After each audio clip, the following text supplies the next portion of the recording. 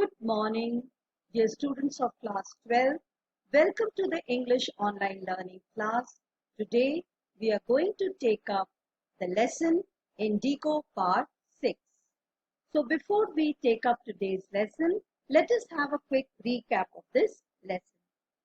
As discussed earlier in the previous classes, Indigo is an excerpt from a book on Mahatma Gandhi, The Life of Mahatma Gandhi by Louis Fisher.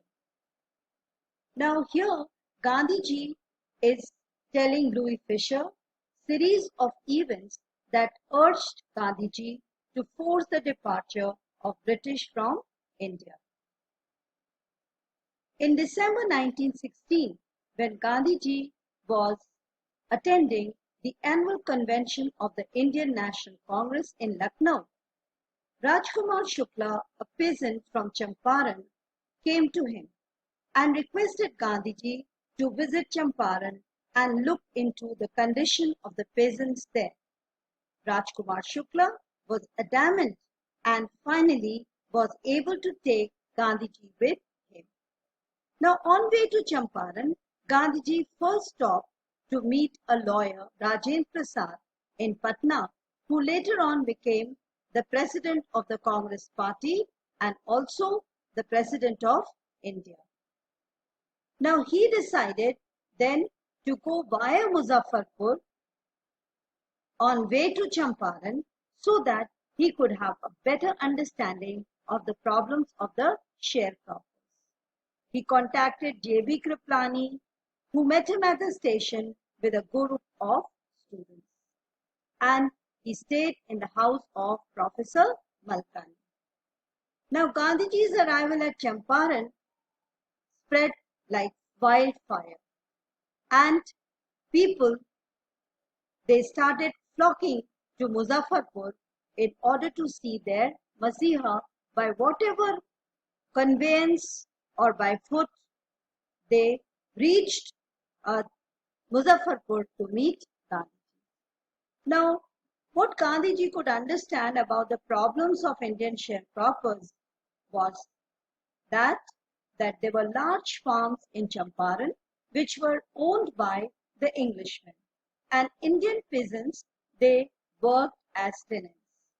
The landlord forced all tenants to grow 15% of their land with indigo and surrender the entire crop as rent.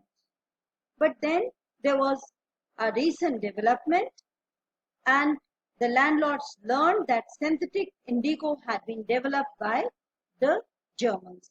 And as the demand for Indian indigo fell in the market, in the world market, they tried to gain out of this situation. As the Indian peasants, they were unaware of the development, and they forced the Indian tenants to pay them compensation for releasing them from the 15% arrangement. Now, when the Indian peasants learned this, some agreed, some did not, but when the Indian peasants learned this, they were unhappy. So, this was the situation when Gandhiji reached Champaran. There was a lot of dissatisfaction among the Indian peasants who felt that they were exploited and cheated by the British landlords. Now Gandhiji reached Champaran and he started by collecting all facts. He was met with a lot of opposition from the British landlord, which he refused. When he refused to obey the orders of the British administration, he was forced to return back. But then Gandhiji, instead of returning back, he proceeded towards Motighari. And there he was issued orders of the British administration to return from his mission. He was given summons to report at the court the next morning. Here he got mass support from the local peasants, which was the beginning of end of their fear from the British. The inability of the officers to control the masses in the court resulted in finally the trial being postponed. And then finally Gandhiji was released without bail.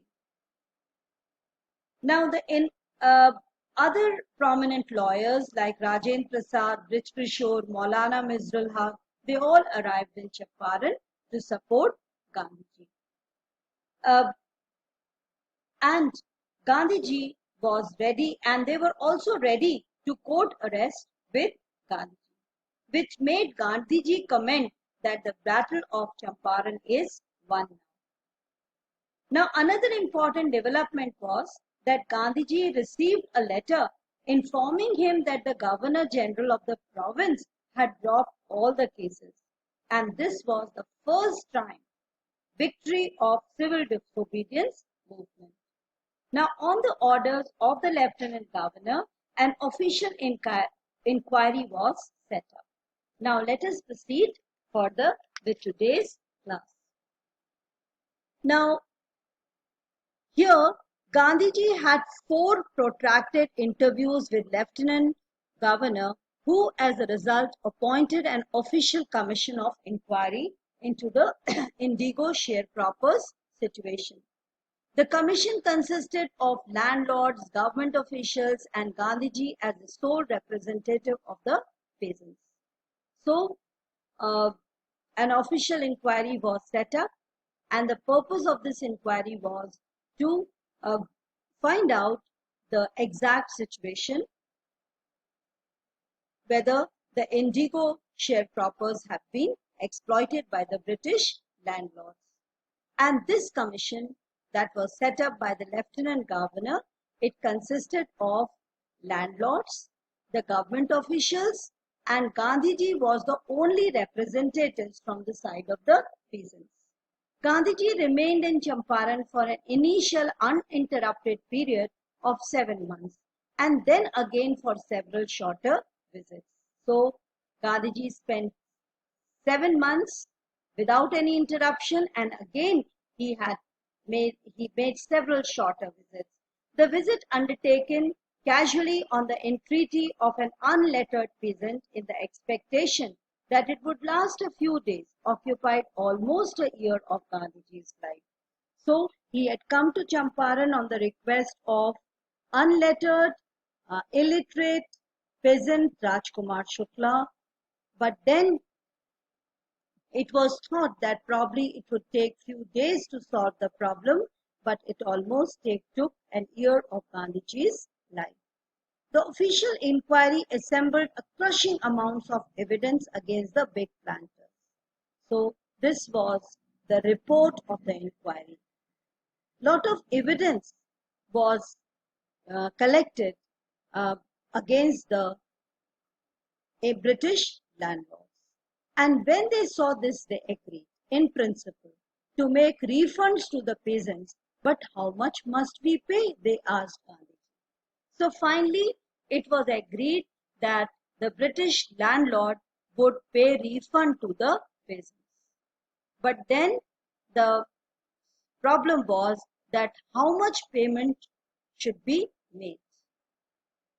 They thought he would demand repayment in full of the money which they had illegally and deceitfully extorted from the sharecroppers. So the British landlord feared that probably Gandhiji would demand 100% repayment. He asked only 50%, but to their surprise, Gandhiji only asked for 50%. There he seemed adamant.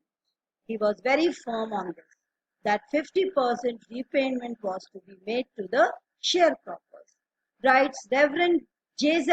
Hodge, a British missionary in Champaran, who was there in Champaran and who was observing the entire episode at close range, thinking probably that he would not give way. The representatives of the planters offered to refund to the extent of 25%. So finally, the British landlords, the representative from their side, they offered that they would be returning only 25%. And to his amazement, to his surprise, Gandhiji took him at his word, thus breaking the deadlock. He accepted the offer that was made by the representative of the British landlords, agreeing to 25% repayment, and which was a matter of great surprise. And Gandhiji thus broke the deadlock. The demand, the genuine repayment should have been 100%, but Gandhiji demanded only 50%. And finally, the agreement was reached for 25%, which Gandhiji agreed. This settlement was adopted unanimously by the commission. Finally, the agreement was reached. Gandhiji explained that the amount of the refund was less important than the fact that the landlords had been obliged to surrender part of the money and with it part of their prestige. For Gandhiji, money was not important. Refund in terms of money was not important. But what was important was that the British landlords had surrendered their prestige. Therefore, as far as the peasants were concerned, the planters had behaved as lord above the law. They thought that they were lord above law. But now they had to pay refund. Now the peasant saw that he had rights and defenders. He learned courage. It was a great lesson for the planters who had learned that they were not lords above law. They could be punished and checked by law, under law. And even the peasants, they learned that they can fight for their rights and they can defend because their cause is right. He learned courage. They learned courage to raise their voice against the Britishers' atrocities of the British government. Events justified Gandhiji's position. Within a few years, the British planters abandoned their states. Whatever Gandhiji thought proved to be right, because the British planters, they left their estates. They could not stay there any longer because their prestige had been affected, and which reverted back to the peasants. So finally, the land was, the Indian peasants, they became the actual owners of the land. And with this, indigo sharecropping disappeared. And now, indigo sharecropping, which was a source of great exploitation for the Indian peasants, it disappeared from Champaran. So this was a great victory for the people of Champaran. We will stop here and we'll continue with the remaining lesson in tomorrow's class. Thank you. Take care, and whatever problems you have, whatever doubts you have in this portion, you can WhatsApp me, message me, and in the Google Classroom post your queries. Thank you.